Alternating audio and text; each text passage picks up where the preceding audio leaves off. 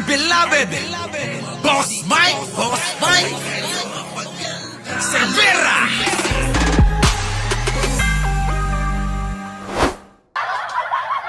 Magandang umaga, magandang hapon at magandang gabi sa mandako ng mundo. Naroon kayo. Siyempre, magandang buhay na rin para sa ating lahat. So, eto na nga ngayon mga kababayan. Nakaw! Itong si Bato de la Rosa, mga kababayan, pinasusuko na. Para nga naman wala ng gulo, ano? Kaya lang, mga kababayan, wala tayong magagawa eh. Si Bato kasi, mga kababayan, demonyo yun eh. Kaya okay lang ho sa kanya, mga kababayan, na magkagulo. Nakita naman natin sa Senado, ano, talagang ginulo nila eh. Tulong-tulong pa sila eh. Anyways, mga kababayan, shoutout po muna sa inyong lahat. At syempre, bago tayo mag-umpisa, bago natin umpisan itong paninisi na naman kay Pangulo, at totoo naman, ang nakinabang ay si Bato, ganun talaga. Ganun talaga mga demonyo, mga kababayan, laging sinisisi sa iba yung kalokohan nila. Pero mga kababayan, wag ka, etong si Mig Zubiri, may ibinisto, mga kababayan, malungkot ho yung kanyang pahayag sa kanyang nadiskubre patungkol nga ho rito sa nangyari na kaguluhan at meron pang putukan. Putukan na paboritong-paborito ni Cayetano at saka ni Jinggoy Estrada. Ano po? Yung mga putukan na ganyan. Talagang nakatatak sa mga isipan ng mga yan. Kahit kay Cheese Escudero, ano? Nakapag-like na ba ang lahat? Nakapag-share na ba ang lahat? At nakapag-subscribe na ba ang hindi pa nakapag-subscribe? Dali na, gawin nyo na. At shoutout kay Glenda Ronquillo Ai Chang, siyempre si Arnold Lopez, JC Dinglasan, Joshua Estrada, si Toparitz Matias, si Norma Tanwangko, si Mama Nes, sino yon? Si Kens, Princess Morgaligaro, Jose Manguera, nandiyan na rin po. Si Mami Lourdes, Mami Lor. Abu Dhabi.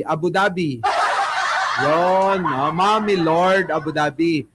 Generoso, Leonida Negrillo, at saka si Ella Kawili. Lunita, syempre, nandyan na. Tommy Cereza Force, Josephine Mauricio, Leonida, si Ramon Carbos, at Milen Reyes, Romeo Cano, Penny Talion, nandyan na. Nelson Tulin, Glenda Ronquillo, Amanteo Gau, nandyan na si Alvin Mendoza, si Rowena Miranda, si Slapchick, Nora Labadan, nandyan na rin, Tony Ninubla, Cristina Estacio, Cherry Garcia, at saka si sino pa? Cesar Dinido, nandyan na rin, si Gerardo, nandyan na rin, Paymura, si Rolly Abad, nandyan na rin si Constantino, sino pa? Si Bernadetta, Berdanita Ulit, nandyan na rin si DCS, nandyan na rin si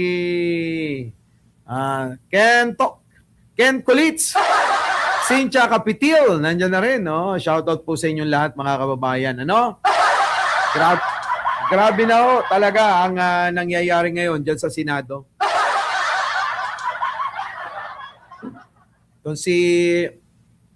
Itong si Cayetano, mga kababayan, ganun pa rin, makapal pa rin ang muka. Pero ang pinakamatigas ang mukha dyan, si Robin Padilla. Mga kababayan, at ang napapahamak dyan, mga kababayan, itong may mga kaso tulad ni Jinggoy Estrada, ni ni Villanueva at saka ni Chis Escudero, ano, mga kababayan. Kasi mga kababayan, ito, no, nagsasalita ho ngayon ng mga DDS, ano, mas inuuna pa raw yung impeachment ni Sara Duterte patungkol dito sa may sa flood control daw. Baka nakakalimutan nila, karamihan ng mga sangkot diyan kaalyado nila, 'di ba? Sa flood control na hinihingi nila. O ayan, ang bilis nga ng pagsunod ng ombudsman at saka DOJ. Ayan ano na, ididemanda na, sasampan na ng kaso itong si Jinggoy Estrada. O di ang bilis. Ano pang hinahanap nyo? Ano pang gusto nyo? Napakabilis na nga. Susunod na daw si Villanueva. Susunod na si Chis Escudero. Baka pag minalas-malas, pati si Marcoleta. Yan, mga kababayan, yung mga ibang mga sangkot nga na kongresista, abay mga nagsisipag-resign na. Matapos silang gumastos ng napakalaki na pera, diyan po sa pagtakbo nila bilang kongresista. Bakit ito nagre-resign? Diba, Dark Angel? JC Perocho,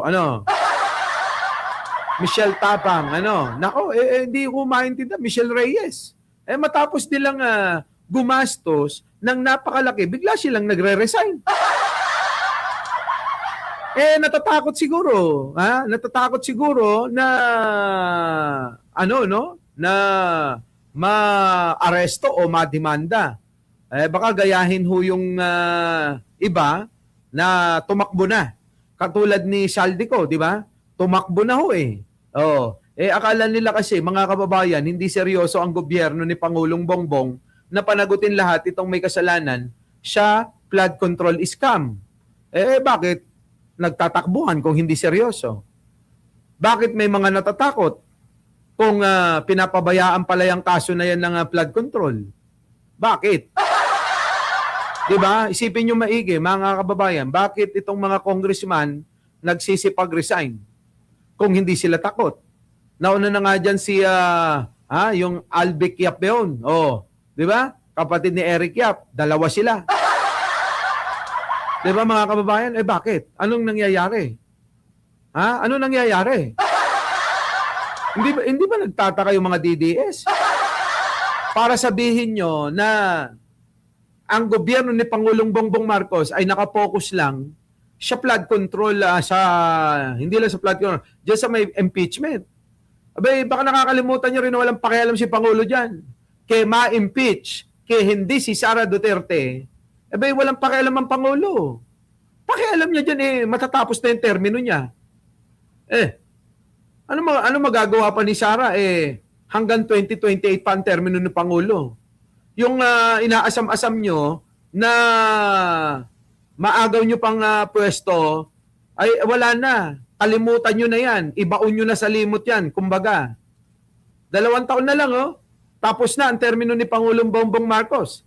At ang kagandahan dito, maganda ang trust rating ni Pangulong Bongbong. Kabaliktaran kay Sara, pabagsak ng pabagsak. Wala na nga hong matitira mga kababayan ko. Ultimo hong mga kongresista ng Mindanao na sinasabi nila Duterte country daw ang Mindanao. Bakit inimpeach si Sara ng mga kongresista? Diba? Bakit inimpeach ng mga taga Mindanao si Sara Duterte? Bakit tila naglahom bigla yung mga taga-suporta ng mga Duterte? Bakit? Sarado na ba ang gripo? Iiwan na kayo? Bakit? Wala na. Di ba, mga kababayan ko? Wala na kasi. Ano bang mapapala ng mga politiko sa inyo? Ang kakampi nga sa inyo, maniwala kayo sa akin, alam nyo? Yung kakampi lang sa inyo, yung mga baguhan, yung mga gustong magpasikat, mapansin ng mga bobo. Yan, yung mga, yung maitim na malaki ilong, na yung butas ng ilong parang nasiksikan ng siniguelas. At saka yung meow-meow ng meow-meow. Di ba? May mga sira ulo. Yan, sila Guangson. Yan. Yung mga may sira ang ulo, mga taga-suporta nyo. Wala nang matino. Wag nyo sabihing matino si Libiste. Eh kapag ka na susukol sa social media, nagsusumbong sa ina. Mamasboy ang putang ina. Di ba? Oh. Sino pa ang taga-suporta? Eh si Mike Defensor, tumahimik na. Kamakailan mga kababayan, abay mga kababayan walang puknat. Yung tira. Sukdulan na gumamit ng mga ng mga Marines para lang mapansin siya. O ano nangyari? Nga. Wala na sila. Oh, Sara. Di ba? Kita nyo kung gaano ka-desperado itong grupo ni Mike Defensor. Abay, gusto daw ipantapat kung sinong tatakbong presidente, si Baste. Putik na yan, oh. Talaga ba? Talagang ipipilit nyo?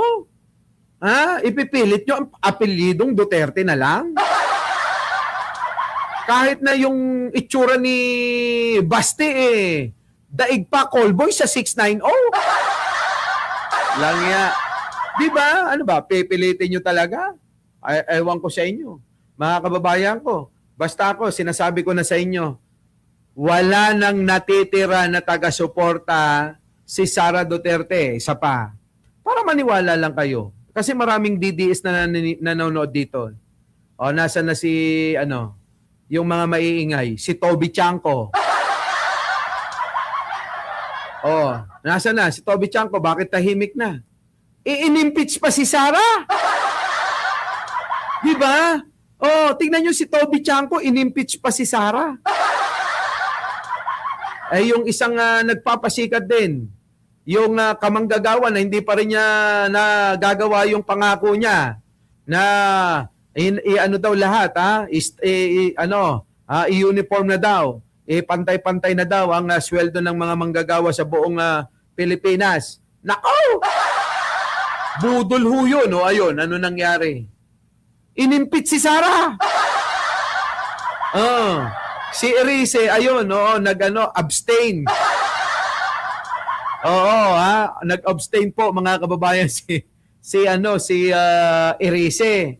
Kita nyo mga kababayan ko, sabi ko sa inyo, wala nang natitira sa kampo ni Sara Duterte.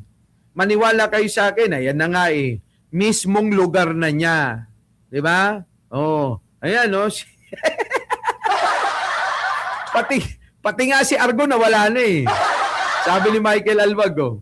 Tingnan nyo mga kababayan, sa lugar niya mismo lugar niya sa Davao City nagtawag na noto impeachment daw para kay Sara Duterte, palayain daw si Bato de la Rosa, etc. etc. Yun yung panawagan nila. Tignan nyo mga kababayan, may naniniwala pa ba? Ultimong Davao City, mga kababayan, wala na. Iniwan na ho ang mga Duterte. Tandaan nyo. Wala na. Wala nang pag-asa. Sila na lang yung mga pumipilit dyan, yung gumagamit. Oo, gumagamit sa mga Duterte. Hindi nyo napansin? Si Chavit Singson. Nasa na si Chavit na kay yabang-yabang na ang daming mga sinasabi daw na alam niya na magiging daw siya, magiging witness. Nako, Diyos ko, tanda mo na. Asa na sila? 'Di ba? Wala na. Kaya nga sabi ni Sara, iniwan na ako. Alam niyo kung saan nag-umpisa ito, mga kababayan ko? Nag-umpisa ng nagkawalaan ng gana, pati yung mga vlogger nila, tignan nyo. Yung mga matitinding mga bumabanat, tignan nyo, naghinay-hinay na. Di ba? Naghinay-hinay na sila. Bakit? Saan nagsimula ito? Nagsimula ito, mga kababayan, noong pong umamin si Sara na hindi daw siya marunong gumamit ng laptop at hindi siya marunong mag-computer. Doon na ho nag-umpisa yan napakahirap talaga ipagtanggol ng isang bobo. Aminadong bobo, mga kababayan, si Sara Duterte. Di ba? kumbaga sa ano, self-proclaim. Yan. Hindi na natin ipinoproklama na bobo siya. Siya na mismo ang nagpoproklama sa sarili niya na siya'y isang bobo. Eh, kita nyo mga kababayan, ano? Wala na. Wala na si Ngongo. Oh, naging pipi na. Oh. Eh, nasa na si Ipe? Yung mga maiingay, nasa na si Ipe? Si Ipe, wala na. Safe na yun eh. Masaya na sa feeling ng ano yun eh. Di ba? Wala na mga kababayan. Sad-sad na ho ang mga Duterte. So dito na tayo mga kababayan, dumako na tayo sa ating talakayin, ano? Dito nga po mga kababayan. Kaya sabi ni Yuse Claire Castro na nasa kaalyado ng Duterte ang may kasalanan at nakinabang, tapos si Pangulong Bongbong Marcos ang sinisisi.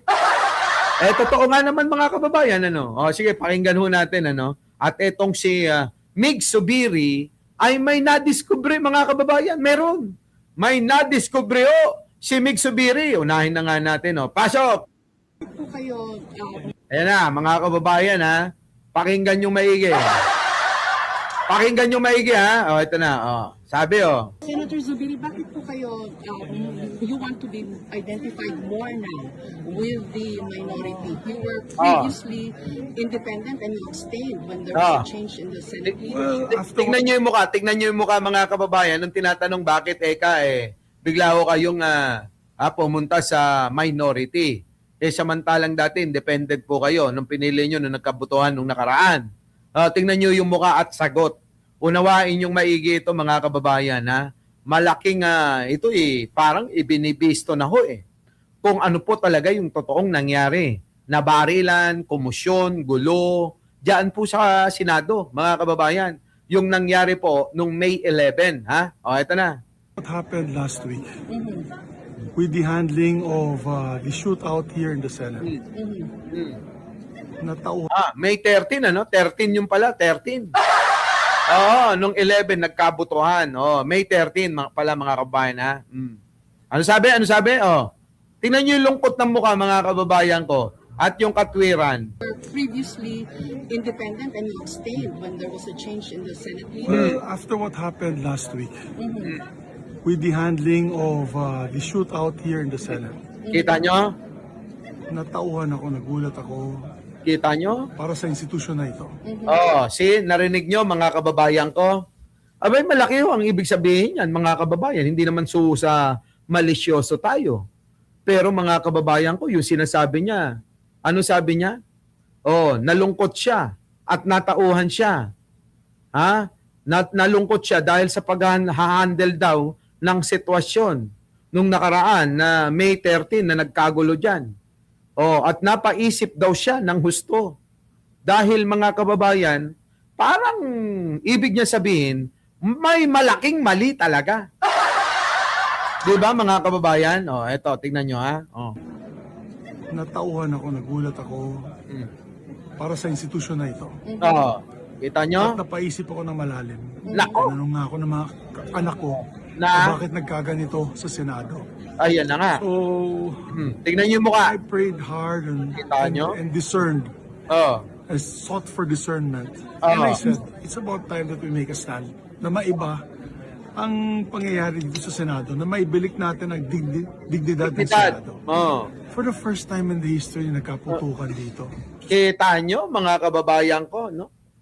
Abay, malalim ho Yung sinasabi ni Zubiri na yan, natauhan ako, napaisip ako, na first time na nangyari, yung ganito, dito sa Senado, yung ganyang nagkaputukan, nagkabarilan. Malalim ho yan, mga kababayan. Parang sinasabi niya na talagang may problema talaga si Cayetano. 'Di ba? Yung pamumuno ni Cayetano. Kasi naging Senate President din po itong si Mamang Migs . Oo, 'di ba? Naging rin ito, naging Senate President. Pero hindi naman nagkagulo. Kita nyo, no, mga kababayan, ano? So dito natin malalaman na para bang sinasabi na ni Mix na wala nang dignidad ang Senado.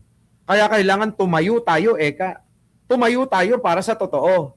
Kung para sa katotohanan pala yung sinasabi ni Cayetano, di si Mig Zubiri, sana sumama sa majority. Tama? Hindi sasama sa minority. Kaso habang sinasabi niya ito, nakaboto na ho siya para sa pagsama niya sa minority. So yun yung tinatayuan niya. Taliwas doon sa sinasabi, doon sa pinaglalaban ni Cayetano. Tama, mali, mga kababayan, Ha? Kita nyo, di ba? Master said. Tuloy! ko po at nagkagulo-gulo. Ang pangyayari dito sa Senado na maibilik natin ang dignidad ng Senado. Grabe, no? For the first time in the history, Grabe, no? dito. Oo. At nagkagulo-gulo. That has never happened in the history of this great body. So, we made a decision. I made a decision on my own, with my family, that things have to change. Kita nyo? Na kailangan daw, mga kababayan, mabago. So, ang ibig ba sabihin yan, talagang tinuturo na si Cayetano ang talagang salarin, mga kababayan, Parang tinuturo niya, may problema talaga yung pag-handle netong si Cayetano, Kasi kung tama ang pag-handle ni Cayetano, hindi sana tayo umabot ng ganito. Hindi sana tayo nagkaroon ng kahihiyan na ganito sa buong mundo. Dinamay pa natin ang sambayan ng Pilipino sa katarantaduhan na ito, di ba? Ngayon, mga kababayan, paano? Wala na, di ba? Wala na. Yan ho, maliwanag ho yung pahayag ni Cayetano. Kayo, ano nga masasabi nyo dyan, mga kababayan? Although, sige, sabihin natin na tama si Pandulon, na nung araw, eto ho yung kanyang, mahilig magtapik-tapik ng ganito si Cayetano, Yung, ano ang gusto mo? Ganon ka? Yung ganong style. Mga style si Cayetano ng ganon. Cayetano, Yung, anong gusto mo? Suntungan tayo? Di ba, Di ba, Carl G. Tolentino, Shirley, Santiago, Annalisa Uso. Di ba? Mahilig ng ganon. Ngayon, mga kababayan, alangan naman syempre, Senado naman yun. Di ba? Senado naman kaya wala tayong magagawa. Di ba? Ugali ni yun mga kababayan. Ugali talaga ni Cayetano yun. Kaya minsan maalala ko mga kababayan, nung binabanata siya ni Senator Trillanes, na pinapatayan ng mic. Akala ko dati parang mali si Sentry. Pero ngayon naiintindihan ko na Nauunawaan na natin ngayon kung bakit ginagawa ni Sentry yun Yan. Yan, mga kababayan. Tingnan nyo Tingnan nyo. Nagsasalita ho rito si Laila de Lima, tapos po si Cayetano sabat ng sabat. Ayan Tulong sa kanya. Please, I'm the chair here. I'm the chair here.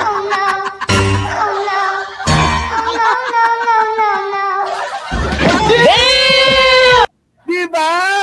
Talagang Ibang klase si Sentry, mga kababayan yung kilos ni Sentry. Mga kababayan, hindi ko na masisi talaga si Sentry kung bakit ganyan siya kay Cayetano. Nakita niyo mga kababayan, tingnan niyo mga kababayan Tulong sa kanya. Please, I'm the chair here. I'm the chair here.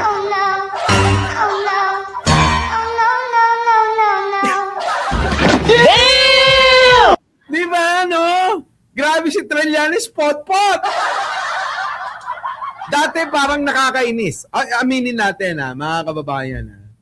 Dati parang nakakainis talaga. Di ba? Oo, totoo, ha, personal. Nakakainis talaga. Pero ngayon parang naiisip na natin na, kaya pala ganyan si Trillanes sa kanya. Di ba? Kaya pala ganyan si Trillanes sa kanya. Kasi bastos, oo, habang nagsasalita si Laila de Lima, itong si Cayetano, sabat na sabat. Kaya, di ba? Ayan, oh, tingnan nyo mga kababayan, oh. Oh no! Oh no, no, no, no, no. Ay, na. Ngayon alam nyo na mga kababayan, ha.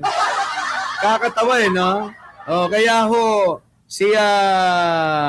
eto, Po kayo, yan, si Subiri. you want to be identified more now with the minority. You were previously Alam nyo na. independent and you abstained when there was a change in the Senate leadership. Parang mga bata. Ano, ulitin pa, oh. Wala na. So what happened last week with the handling of the shootout here in the Senate? Natauhan ako, nagulat ako para sa institusyon na ito. At napaisip ako ng malalim. Tinanong nga ako ng mga anak ko kung bakit nagkaganito sa Senado. So, I prayed hard and discerned. I sought for discernment. And I said, it's about time that we make a stand na maiba ang pangyayari dito sa Senado, na maibilik natin ang dignidad ng Senado. Dignidad. For the first time in the history, nagkapatukan dito. Diyos ko po. At nagkagulo-gulo. That has never happened in the history of this great body. So, we made a decision. I made a decision on my own, with my family, that things have to change. Ayun. Di ba? Kailangan na daw hong magbago mga kababayan. Kung ikukonekta nyo dyan, ang tinutukoy ho talaga si Cayetano, putang ina. Na kailangan talaga yan, mag-resign o kaya mawala. Di po ba? Kailangan talagang mawala ni Cayetano dyan mga kababayan. Oo. Hindi kailangan maging kapit-tukuyan. Makapal talaga mukha niyan eh. Ngayon, eto na mga kababayan ko. Ang Malacanang naman. Kala nyo lagi na lang ganon. Sinisisi nyo si Pangulong Bongbong. Pasok! Halay ang nakinabang pero kay PBBM ang sisi. Yan ang buwelta ni Palace Press Officer Yusek Claire Castro sa posibleng epekto ng Senate shooting sa ekonomiya ng bansa. Yan na. Pumalag din siya sa mga nagpatakas kay Senator Bato de la Rosa. Sa pag-eskapo ni Senator Bato de la Rosa, makikita ang dahilan kung bakit hindi uubra dito sa Pilipinas ang trial ng crimes against humanity ni FPRRD at ni de la Rosa na tagged by the ICC as co-perpetrator. Nako, lalo pang napahamak ngayon si Digong, ano? Sa ginawa nilang ganito, mga kababayan, itong ginawa nila, na pagpapatakas kay Bato, lalo pa ho, na tumibay na dapat talaga itong mga kaso nila Bato de la Rosa, Bongo at marami pang iba ay sa ICC litisin. Kita nyo naman mga kababayan, ultimo Senado na i-impluensyahan nitong grupo ni Duterte. Sample si Bato. Ayan, nakita tuloy na ganyan. Paano ngayon yan? Di lalong lalakas yung kaso ng mga nagrereklamo, ng mga complainant laban sa inyo. Patay. Kaya eto ngayon mga kababayan, alam nyo, imbis na matuwa kayo, na mga kakampi ni Bato, mabwisit yung mga sila Bongo. Kung ako kay Bongo, babatukan ko to Diba? Kung ako kay Albayalde, yung mga general na iba dyan, na mga kasama nila, na naging kasapakat, diyan po sa pagpapalaganap ng extrajudicial killing. Nako! Kagalitan nyo sila. Kagalitan nyo sila ba? Mga kababayan kayo ang napahamak dyan, hindi naman siya bakit? Si Bato wala na ito. Dahil meron ng warrant talaga ito, yung mga sumusunod. Kung si Bato naging masunurin sana at sinuko yung sarili sa ICC at sinabi doon na Mr. Chair, Your Honor, oo, nandito po ako, isinusuko ko ang aking sarili para po patunayan na ako po'y inosente. Wala po akong kailanman nagawang pagkakamali. Oh, ganon. Kaso hindi umiiwas ka di lalong iisipin ngayon, kahit man ako yung judge sa ICC, mga kababayan, iisipin ko, naku, masamang tao talaga ito. Mukhang siraulo ito. Lahat na lang, sinasaalang-alang. Di ba? Baka nga ganito lahat itong mga grupo na ito. Ha? Pagdating kay Bato, kailangan pinuhin na natin kung paano natin tuhulihin. Si Bongo, baka makatakas pa. Ganun ang iisipin ko. Di ngayon, yari si Bongo dyan. Si Bongo, sinasabi niya na, hindi ako magtatago, hindi ako aalis sa Senado, haharapin ko kung sino man yung mga aaresto. Ayun yung sinasabi ni Bongo ngayon pero mga kababayan, ganun din ang sinabi ni Bato noon na haharapin niya daw. Hindi daw siya natatakot. 'Di ba? Ano nangyari kay Bato, 'di ba? Kabaliktaran yung sinabi niya. Abay ngayon nagtatakbo at nagtatago. Hindi po ba'y nakakahiya? Ngayon, ulitin ko, sa nangyaring ito, ang napapahamak, yung pong mga kasama pa nila na sangkot sa pagpaplano at pagpapalaganap ng extrajudicial killing nung panahon ni Digong. Kaya yari ang mga yan.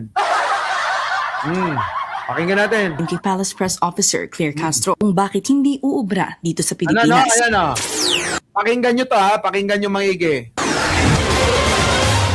Sa pag-eska po ni Senator Bato de la Rosa, makikita ang dahilan kung bakit hindi uubra dito sa Pilipinas ang trial ng Crimes Against Humanity ni FPRRD at ni De La Rosa na tagged by the ICC as co-perpetrator ayon kay Palace Press Officer Claire Castro. Tapos, Ayan. sasabihin nyo, dito Nakita nyo mga kababayan, di ba? Hindi daw talaga uubra. Ayon kay Attorney Claire Castro na.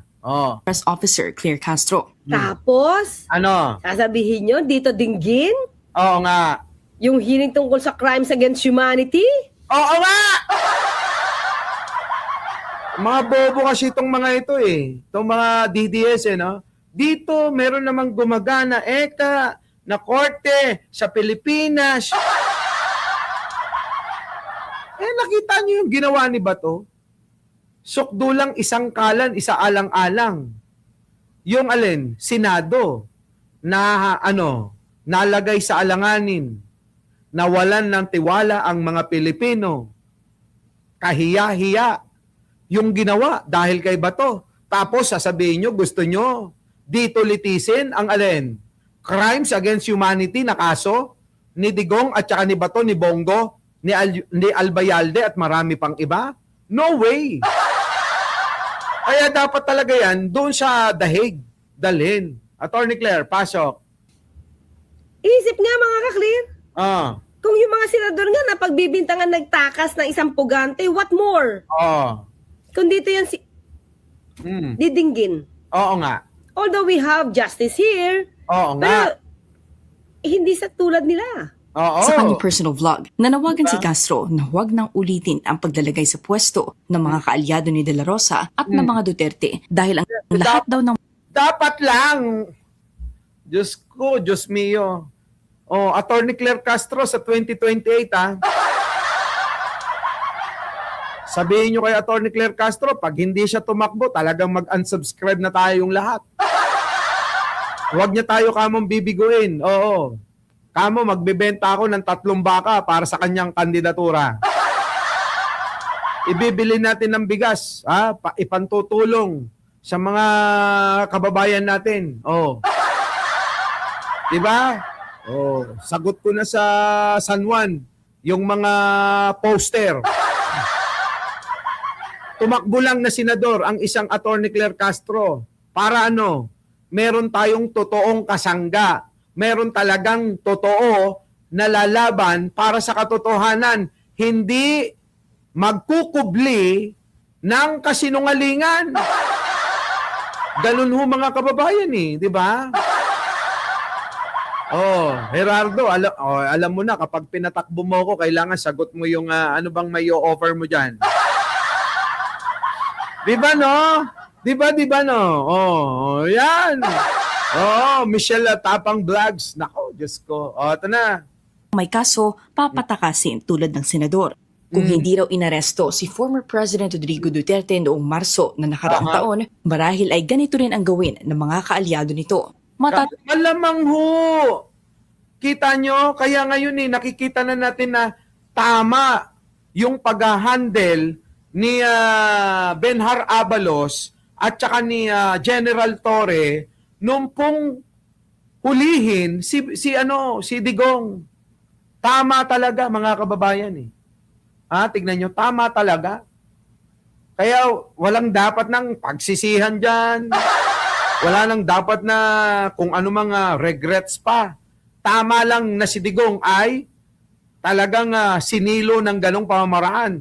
Kaya nga, di ba nahihinaan nga tayo kay John Vic Remulla? Oy, John Vic, mag-resign ka na. Tandaang iniulat ng Philippine Exporters Confederation ng maaaring epekto ng Senate shooting sa ekonomiya ng bansa. Ito yung sinasabi ko sa inyo noon, mga kababayan. Ito yung sinasabi ko noon sa inyo. Alam nyo kung ano?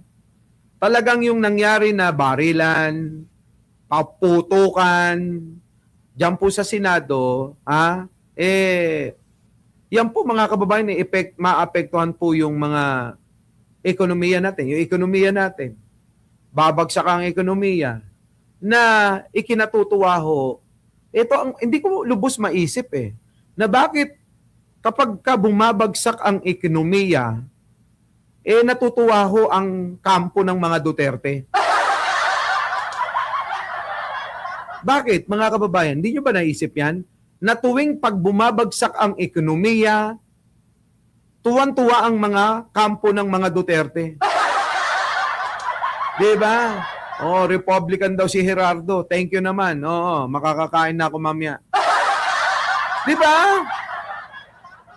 Bakit kayo tuwan-tuwa? Kayong mga DDS, tingnan yung mga DDS, tuwan-tuwa sila. Ang tatanga, no? Hindi nila alam ang tatamaan tayo na mga nasa laylayan Hindi nila iniisip na mahihirapan tayo. Yung mga Duterte, mga kababayan, mahihirapan ba yan? Marami na hong pera yan. Aabutin na ng 10 saling lahi nila, yung mga ninakaw ng mga Duterte, ay hindi na ho yan mauubos. Nakuha nyo, hindi na mauubos yan. 10 lahi, saling lahi. 10 saling lahi ng mga Duterte na ito, hindi na ho nila mauubos ang pera nila. Ganong katindi mga kababayan ang mga ninakaw nila. Tuloy. Dahil ipapahid na naman daw ni Vice President Sara Duterte kay Pangulong Bongbong Marcos ang pagbagsak ng ekonomiya pagkatapos ng insidente. Kita nyo?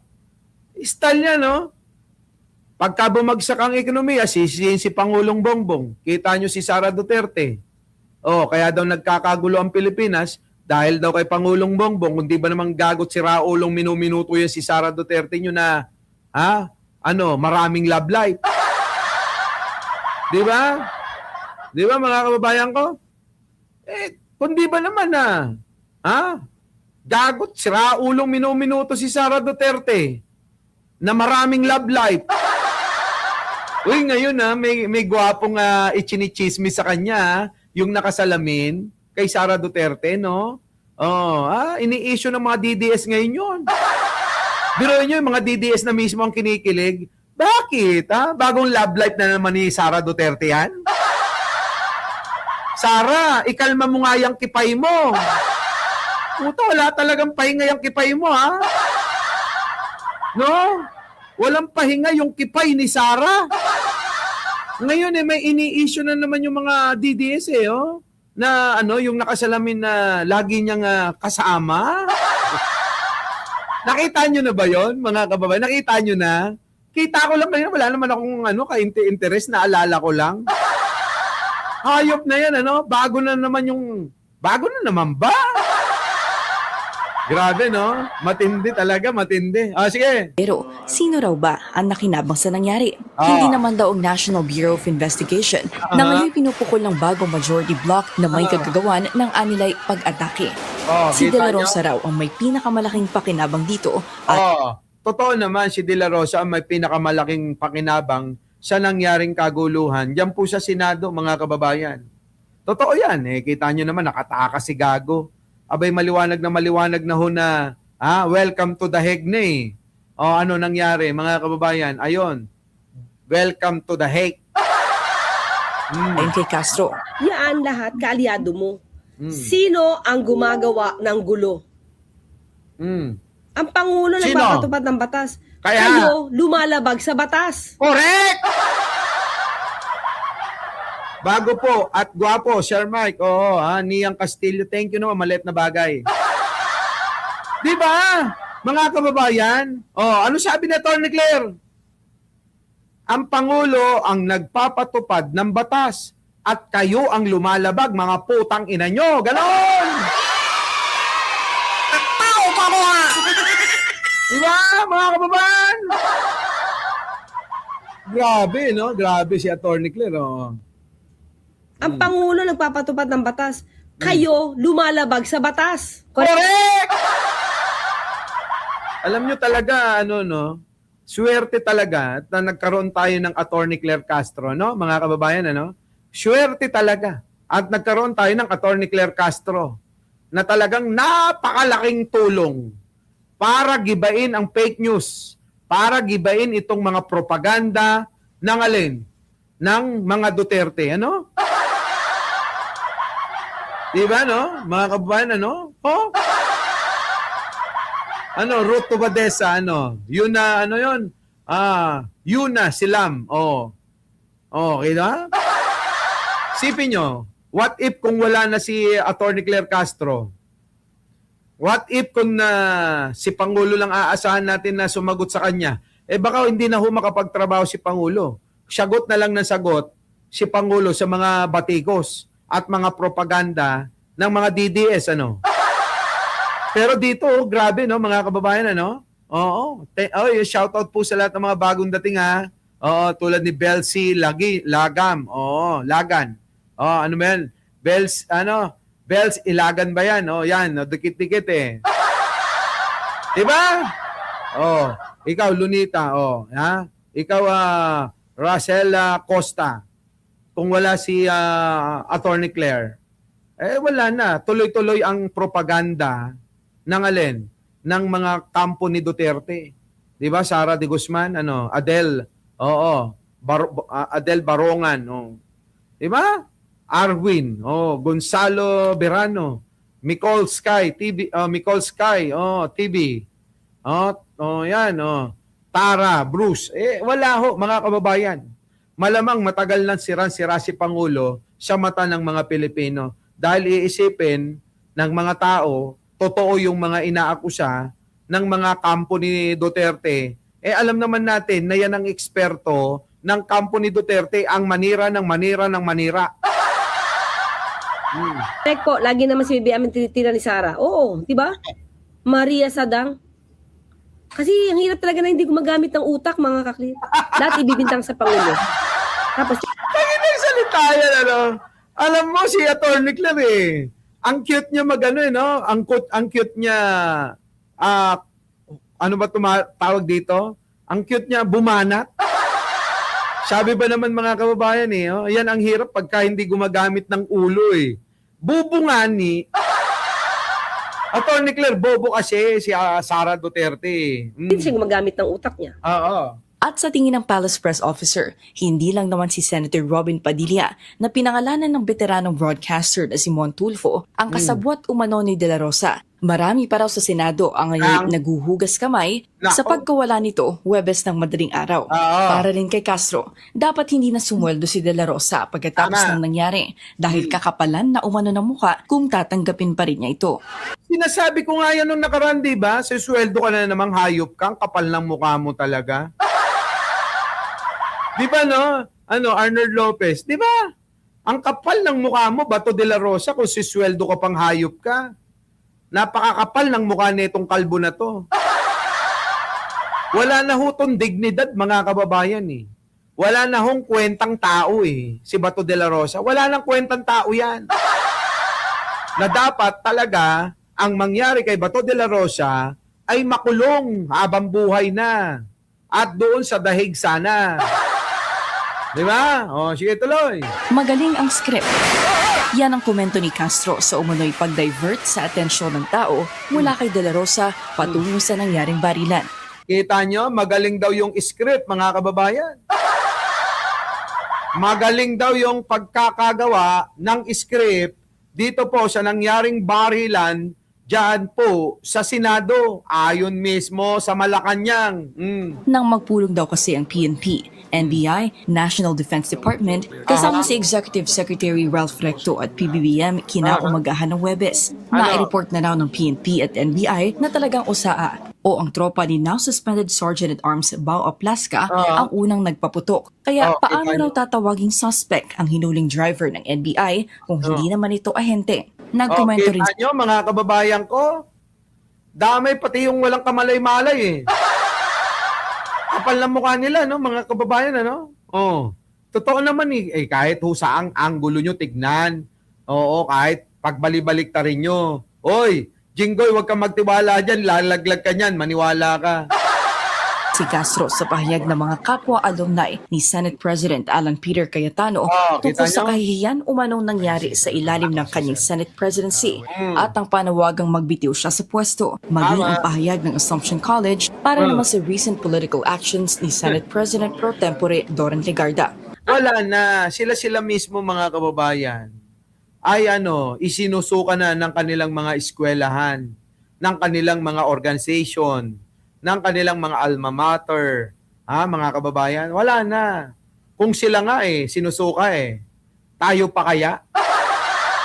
Attorney Claire, pasok. Ito yung pinakamalaking blunder. Blunder. Nagkagulo sa Senado under the leadership of Alan Cayetano. Correct. Tapos nakakawala si Senator Bato. Tama. Biruin nyo? Di ba? Under ng kay Cayetano na, tapos biglang nakawala, si Bato de la Rosa, ano ibig sabihin yan? Tama si Attorney Claire. Sino kasama? Si Senator Robin? Di ba? Oo nga daw po, si Robin Padilla daw po. Parang gago nga si Robin Pag tinatanong no comment ng no comment si gago Pag tinanong mo, kasama nyo pa? Tama po ba na kayo ang magkasama? No comment. Ano po ba totoo? Hintayin na lang natin yung investigasyon. Di ba senador yan, mga kababayan, na hindi naman yan sibilyan? Hindi yan sibilyan. Senador yan. Tapos sasagutin tayo, no comment? Anong klase yun? Our beloved Boss Mike Cervera.